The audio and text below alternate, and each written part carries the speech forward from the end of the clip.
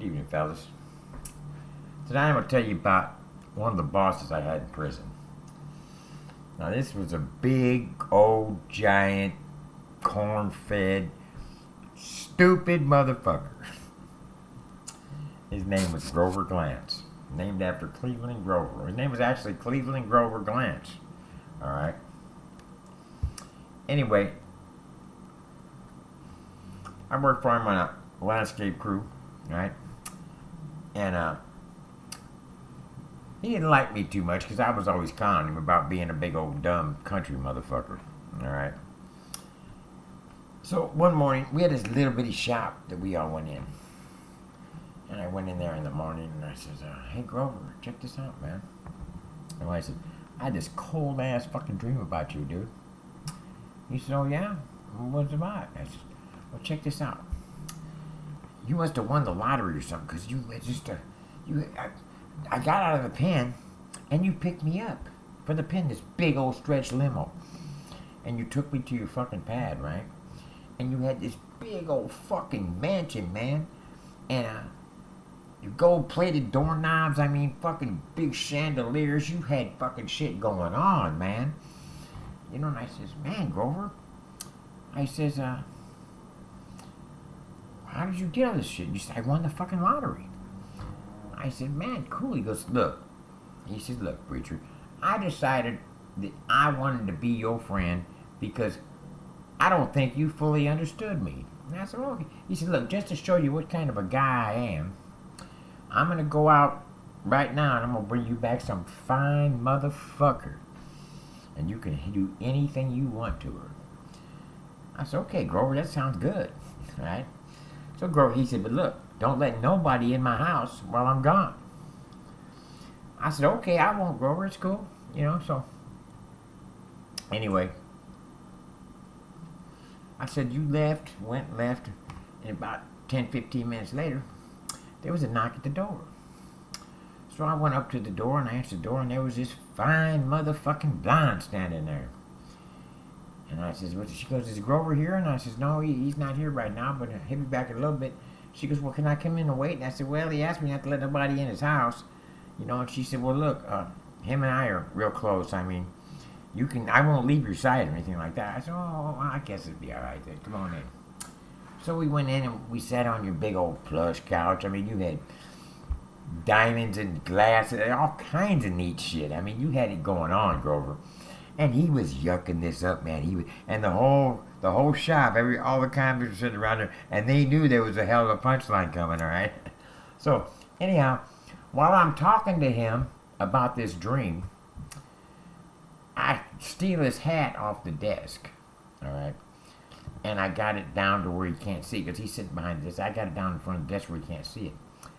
I said, "Well, I'm sitting there and I'm talking to this blonde." And I said, "Well, how do you know Grover?" She goes, "Well, we're intimate occasionally. I come by and I service him now and again. He looks out for me." I said, "Okay." She goes, "How do you know him?" And I said, "He used to be my boss in the penitentiary." She said, "Oh, yeah? Did you just get out?" And I said, "Yeah, I just been out. Been down in quite a few years." And she says, "Well, look, you ain't, done anything since you've been out?" I said, "I just got out this morning. I ain't had a chance." And she put her hand on my leg and she says, "Look, I'd sure like to give you a blowjob." I said, "Well, that'd be just fine." And I said, "What's your name?" And she said, "Gloria." And then as she was saying it, she was unzipping my zipper. And then she started sucking my dick. And she was sucking it real good, bro. And I had my hand on top of her head like this, and her wig came off. And it was you. It was you, Grover. And then I woke up and I had this fucking hat on my chest. And the whole fucking shop started busting up. This fucking guy hated me. So he told me, he goes, "Look," he said, "look, if you will put in a job change sheet, I will get you a job anywhere in this prison you want to work." I said, "Okay. I want to be midnight porter in the cell block." This is the sweet job because after lockdown, they come at midnight and they unlock your door and you clean up the cell block. But what you get to do, it's just sweep the floor and some bullshit. It's nothing. Right? Little dust mop thing around, there's that and that's in there. Everybody keeps everything clean, no how. Nobody makes no messes because they don't want no other convict to have to clean up their mess for them. Anybody's got some respect anyway. And then, see, you get to go into the see that back in those days, we had X-rated movies on the TV. So you get to go into the TV room and watch X-rated movies. Ain't nobody like you sit there and jack off whatever the fuck you want. But anyway, Grover got me that job because he did not want to fucking have me. I'll tell you some more stories about this clown. I got this fucking fool so many times. This guy was a fucking joke. You know, he used to come to work and he'd say, he was in the National Guard. And he'd come to work and he'd say, well, fellas, I got my orders. I say, what, they need somebody to do KP down there at the military boat base?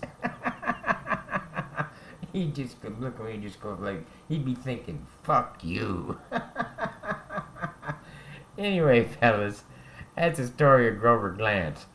And I'll tell you some more tomorrow night. Anyhow, fellas, you take it easy. And hey, go on my GoFundMe page, man. And come on, look out for a wood here. I'm fixing here at the end of this month. I'm fixing to be doing real bad. It's cold out there at night, man. Come on, fellas, look out, man. I need you. This is Preacher saying, I'll see you tomorrow, baby. Later.